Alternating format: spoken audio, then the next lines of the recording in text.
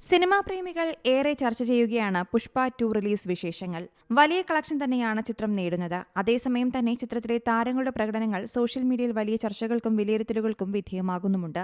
ഇത്തരത്തിൽ ചിത്രത്തിലെ വില്ലനായ ബൻവർ സിംഗ് ഷെഖാവത്ത് എന്ന പോലീസുകാരന്റെ വേഷം ചെയ്തത് മലയാളത്തിന്റെ സ്വന്തം ഫഹദ് ഫാസിലാണ്. ഈ വേഷവും പ്രേക്ഷകർക്കിടയിൽ വലിയ ശ്രദ്ധ നേടുകയാണ്.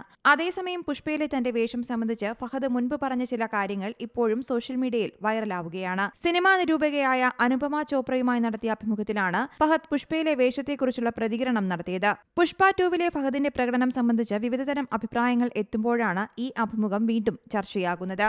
പുഷ്പ എന്ന ചിത്രം കൊണ്ട് തനിക്ക് പ്രത്യേകിച്ച് ഒരു നേട്ടവും ഉണ്ടായെന്ന് കരുതുന്നില്ലെന്നാണ് ഫഹദ് പറഞ്ഞത്. ഇത് താൻ പുഷ്പ സംവിധായകൻ സുകുമാർ സാറിനോട് തന്നെ പറഞ്ഞിട്ടുണ്ട്.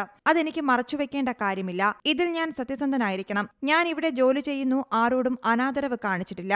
പ്രേക്ഷകർ പുഷ്പയിൽ തന്നിൽ നിന്ന് എന്തെങ്കിലും മാജിക് പ്രതീക്ഷിക്കുന്നുണ്ടെങ്കിൽ അത് വേണ്ട. അത് പൂർണ്ണമായും സുകുമാർ സാറിനൊപ്പം ജോലി ചെയ്യുക എന്നത് മാത്രമാണ് ഉദ്ദേശമെന്നും ഫഹദ് പറഞ്ഞു. തന്റെ ജോലി എന്താണ് എന്നതിൽ തനിക്ക് വ്യക്തതയുണ്ടെന്നും ഫഹദ് പറഞ്ഞിരുന്നു. അതേസമയം പുഷ്പ 2 റിലീസായ രണ്ടാം ദിനത്തിൽ ആദ്യത്തെ കളക്ഷനിൽ നിന്നും 40% ഇടിവ് സംഭവിച്ചെങ്കിലും വിസ്മയിപ്പിക്കുന്ന കളക്ഷൻ തന്നെയാണ് നേടുന്നത്.